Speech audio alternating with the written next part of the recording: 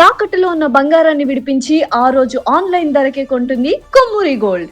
Right, Vizag లో మరొక మృతి కేసు సంచలనంగా మారింది. శాంతికుమారి అనేటువంటి ఒక యువతి అనుమానాస్పద మృతి అనేక ప్రశ్నలకు తావిస్తుంది. ఇప్పుడు తాను బర్త్డే పార్టీ అని ఇంట్లో నుంచి వెళ్ళిన తర్వాత అక్కడ ఏం జరిగింది, స్నేహితులతో వాగ్వాదం ఏమైనా జరిగిందా, ఆమె మృతి వెనుక ఎలాంటి కోణాలు దాగి ఉన్నాయి, తాజాగా దీంట్లో అనేక ప్రశ్నలు కూడా ఉత్పన్నమవుతున్నాయి. ఎందుకంటే అరగంటలో నేను వచ్చేస్తానమ్మా అంటూ తన తల్లికి ఫోన్ చేసి చెప్పినటువంటి కూతురు ఆ తర్వాత విగత జీవిగా పడి ఉందనేటువంటి విషయం తెలుసుకున్న ఆ తల్లి ఏమాత్రం కూడా తట్టుకోలేకపోతుంది. అసలు ఏం జరిగింది అర్ధ గంటలో, అక్కడికి వెళ్ళిన తర్వాత ఎవరితో వాగ్వాదం జరిగింది, ఆమెంతట ఆమె చనిపోయిందా లేకుంటే ఇంకేమైనా జరిగిందా?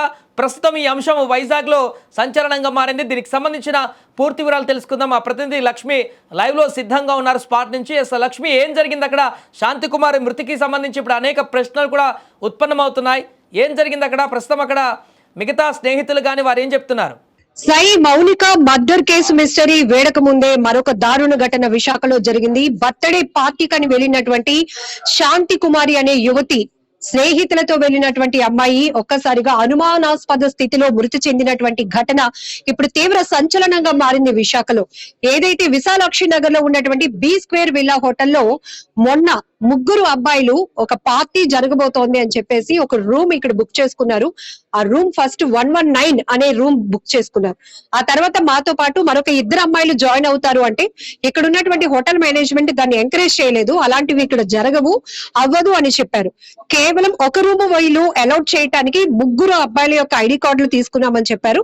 అయితే సేమ్ రూమ్ లో ఇంకెవరు ఉండడానికి కూడా అవ్వదు అని వీళ్ళు చెప్పినప్పుడు మరొక అమ్మాయి, అంటే ఎవరైతే ఇప్పుడు అనుమానాస్పద స్థితిలో మృతి చెందినటువంటి శాంతి కుమారి అనే అమ్మాయి తన ఐడి ప్రూఫ్స్ ప్రొవైడ్ చేసి ఇక్కడ మరొక రూమ్ తీసుకుంది. ఆ రూమే ఇది 118. ముగ్గురు అబ్బాయిలు ఉంటున్నారు, కుమారి ఒక్కరే ఉంటున్నారు అనేది ఈ హోటల్ యొక్క మేనేజ్మెంట్, ఇక్కడ మేనేజర్ గాని రిసెప్షనిస్ట్ గాని తెలిసినటువంటి విషయం. కానీ నెక్స్ట్ డే అంటే నిన్న ఉదయం ఒక కానిస్టేబుల్ ఈ హోటల్ కి వచ్చి పైకి ఇక్కడ ఉన్నటువంటి రిసెప్షనిస్ట్ ని బాయ్ ని కూడా తీసుకొని ఈ రూమ్స్ దగ్గరకు వచ్చారు. ఎవరెవరు ఇక్కడ రూమ్స్ తీసుకున్నారు, వారి వివరాలు ఏంటి అని అడిగినప్పుడు ముగ్గురు అబ్బాయిలు ఐడీస్ ప్రొవైడ్ చేసి ఆ రూమ్ తీసుకున్నారు.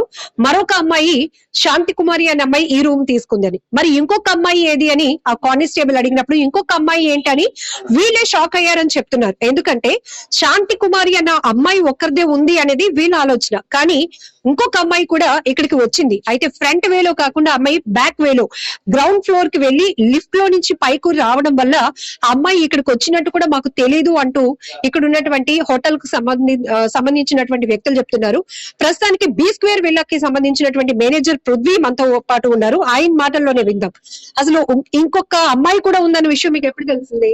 మార్నింగ్ సీసీ ఫుటేజెస్ చెక్ చేస్తున్నారు కదా డిపార్ట్మెంట్ కి, ప్రూఫ్స్ కలెక్ట్ చేసుకున్నాడు. అప్పుడు ఏంటంటే మిగిలిన అబ్బాయిలు అప్పుడు ఆ అమ్మాయి వచ్చిందనే విషయం మాకైతే తెలుస్తుంది అనమాట. వాళ్ళు బ్యాగ్ లిఫ్ట్ లో నుంచి పైకి వెళ్ళి అటు నుంచి అలా బ్యాగ్ దిగితే కష్టం కదా, మాకైతే తెలియదు. మేము ఎంట్రన్స్ లోని వాటిల్లో అయితే మేము ఉంటాం. మరి నైట్ తెల్లవారు అంతా నైట్ డ్యూటీ తెల్లవారు 6-7 గంటల వరకు ఉన్నాం కదా. 3 వరకు అయితే మేము 2 వరకు అయితే మేము ఉన్నాం అన్నమాట. సో ఉండి అక్కడ నుంచి చూసుకొని వచ్చాం అన్నమాట. మేము మొదట రూమ్ ఎవరు బుక్ చేసుకున్నారు, ఏ పర్పస్ కి ఇక్కడ వస్తున్నామని చెప్పారు, ఎంతమంది బుక్ చేసుకుంది? అయితే రూమ్ మొత్తం ముగ్గురు బుక్ చేసుకున్నారు. ముగ్గురు అబ్బాయిలు అన్నమాట, మొత్తం అందరూ అబ్బాయిలే. సో వాళ్ళు ఏంటంటే మేము మ్యాచ్ ఉంది చూసుకొని చిన్న పార్టీ చేసుకుంటాను, మేము డ్రింకింగ్ అయితే అంత హెవీగా అయితే అలౌ చేయాలంటే లేదు, ఇందులో ఒకరే తాగుతారు ఇంకెవరో తాగరని చెప్పేసి అన్నారు. సో దానికి ఏంటంటే మేము ఇచ్చాం అన్నమాట. ఎప్పుడైతే ఇచ్చాం రూమ్ ఇచ్చాం. తర్వాత అమ్మాయి రావడం జరిగింది. ఆ అమ్మాయికి ఏ రూమ్ అలౌట్ చేశారు? ఆ అమ్మాయికి 118 ఇచ్చాం అన్నమాట. ఐడి కార్డ్స్ అన్ని తీసుకొని. అమ్మాయి అందులో నా ఫ్రెండ్ ఎవరో ఉన్నారట, వాళ్ళతో కలిసి ఉంటానని చెప్పింది అనమాట. ఫ్రెండ్ ఫిమేల్ అని చెప్పిందా, మేల్ అని చెప్పిందండి? మెయిల్. మేల్ అంటే ఇప్పుడు ముగ్గురు ఈ అబ్బాయిలు ఎవరైతే ఉన్నారో ఆ అబ్బాయిల్లో ఒక అబ్బాయితో తను ఉండడానికి అడగడానికి అడిగారు అనమాట. మీరేం చెప్పారు? మేమేంటంటే ముందు వాళ్ళతో పాటు రూమ్ లో ఉంటాను అన్నది. సో దానికి సజెషన్ వీళ్ళ ఐడి కార్డ్స్ ఎలాగే తీసుకొని ఏజ్ అని చెక్ చేసుకొని మేము ఇచ్చాం అన్నమాట రూమ్ అన్నది. ఒక్కసారి 119 రూమ్ కి వెళ్దాము పృథ్వీ గారు. సో లోపల మొత్తం ఎక్కడ చూసినా కూడా బీర్ బాటిల్స్ కనిపిస్తున్నాయి, సిగరెట్ ప్యాకెట్స్ కనిపిస్తున్నాయి. అలానే ఈ రూమ్ లో మాత్రం పగిలినటువంటి బీర్ బాటిల్ ముక్కలు కనిపిస్తున్నాయి. సో చూసిన తర్వాత డోర్స్ మేము ఓపెన్ చేసిన తర్వాత చూస్తే రూమ్స్ బుక్ చేసుకున్న వాళ్ళు ఒక్కరు కూడా ఇక్కడ మాకు కనిపించలేదు. ఈ రూమ్ 118 ఎవరైతే బుక్ చేసుకుందో ఆ అమ్మాయి మాత్రం హాస్పిటల్లో ట్రీట్మెంట్ లో ఉన్నారు, అక్కడికి తీసుకెళ్లేటప్పటికే చనిపోయారని. మీకేం చెప్పారు అసలు? కానిస్టేబుల్ ఏం చెప్పారు? కానిస్టేబుల్ వచ్చి ఇక్కడ రైట్ రూమ్ తీసుకున్నారట కదా అబ్బాయి అమ్మాయి. సో ఎవరైతే తీసుకున్నారో ఆ అమ్మాయి ఇలాగా సీరియస్ సిచ్యువేషన్ లో ఉంది, ఇలా హ్యాంగ్ అవుట్ చేసుకుంది అని చెప్పేసి హాస్పిటల్లో ఉంది, సీరియస్ గా ఉంది, ఆ రూమ్స్ చూపించండి ఏంటి మేము ఎంక్వైరీ కోసం వచ్చామని చెప్పేసి చెప్పారు. సో బర్త్డే పార్టీ అని ఇంట్లో నుంచి అమ్మాయి వచ్చింది, ఇక్కడ ఏమి కేక్ లేదు, బర్త్డే జరిగినటువంటి మాకు బర్త్డే పార్టీ అని ఏం చెప్పలేదు, మాకు బర్త్డే పార్టీ అని మాత్రం మ్యాచ్ చూసుకొని చిన్న పార్టీ చేసుకుంటే బర్త్డే పార్టీ కేక్ అనేది అయితే మాకైతే ఇంటిమేట్ చేయలేదు అసలు, మాకు ఎవరైనా చెప్పారు. కానీ ఇక్కడ ఏంటండి పెద్ద డబ్బాతో ఉన్నాయి అసలు బీర్ బాటిల్స్, కేసా ఏమంటారు, ఇక్కడ చూస్తుంటే ఈ రూమ్ లో ఒక 4 బాటిల్స్ ఉన్నాయి, అక్కడ ఇంకా డబ్బాలో ఉన్నాయి, అటు ఇంత ఉన్నాయి, ఇవన్నీ కూడా ఫ్రంట్ వే నుంచి వీళ్ళు తీసుకురాలేదా? ఫ్రంట్ వే నుంచి బాల్ తెచ్చుకుంది, బ్యాగ్ లోనైతే మాత్రం మేము అప్పటికి బ్యాగ్ కూడా చెక్ చేస్తాం, 3 బీర్ బాటిల్స్ ఉన్నాయి. మీరు పొద్దున్న కానిస్టేబుల్ వచ్చి చూసేటప్పటికి మాత్రం ఇక్కడ ఒక్కరు కూడా లేరా? ఎవ్వరు లేరు. డోర్స్ ఓపెన్ చేసి చూసే డోర్స్ ఓపెన్ చేస్తున్నారు. ఎలా ఉంది రూమ్స్, ఎలా ఉన్నాయి పరిస్థితి? అప్పుడైతే నేను లేను, మా రిసెప్షన్ అబ్బాయి ఉంటారు అన్నమాట. సో నాకైతే ఇంటిమేట్ లో రిసెప్షన్ ఇలా ఇంటిమేట్ జరిగిందని చెప్పేసి చెప్తే నేను ఇంకా పరిగెట్టుకుంటూ వచ్చాను అనమాట, ఏటైంది ఏంటి అని చెప్పేసి. ఈ అమ్మాయి వీళ్ళు ఎప్పుడు తీసుకున్నారు, ఎన్ని గంటలకు తీసుకున్నారండి రూము అబ్బాయిలు ముగ్గురు?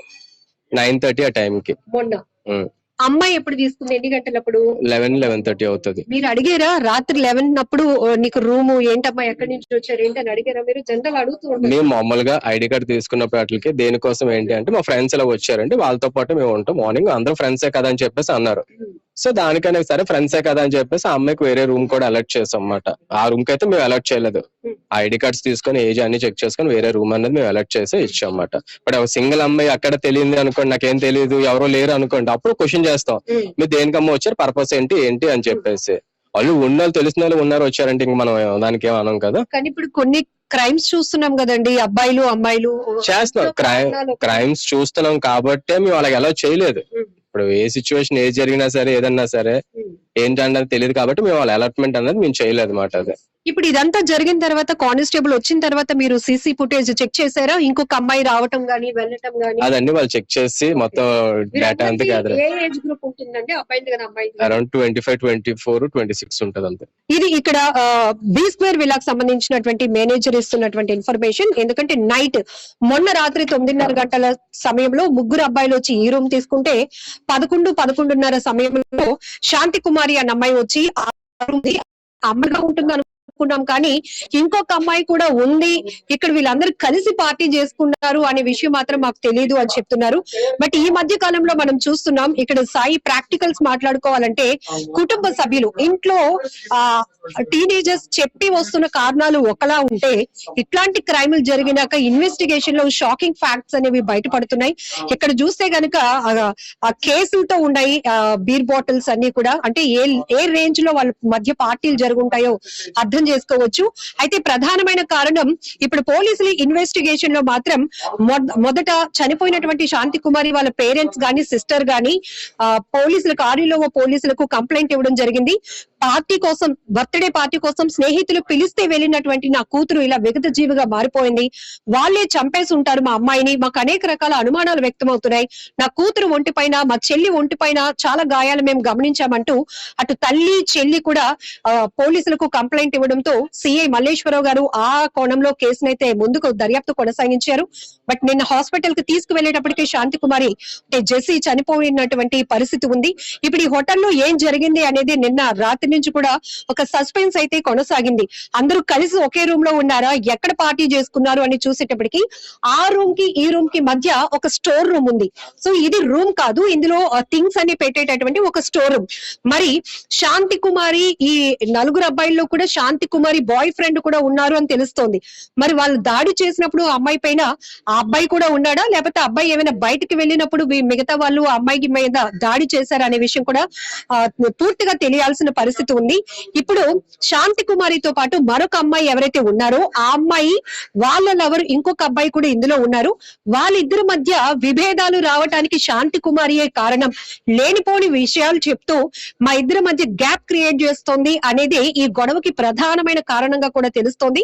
ఆ కారణంతోనే ఆ అమ్మాయి అబ్బాయి ఈ శాంతి కుమారితో గొడవ పడ్డారని, ఒకానొక దశలో అమ్మాయి పైన భౌతికంగా దాడి కూడా చేశారని, దాన్ని అవమానంగా తీసుకునే అమ్మాయి ఆత్మహత్య హత్య చేసుకున్నట్టుగా పోలీసులు ప్రాథమిక దర్యాప్తులు అయితే బయటపడినటువంటి విషయాలు.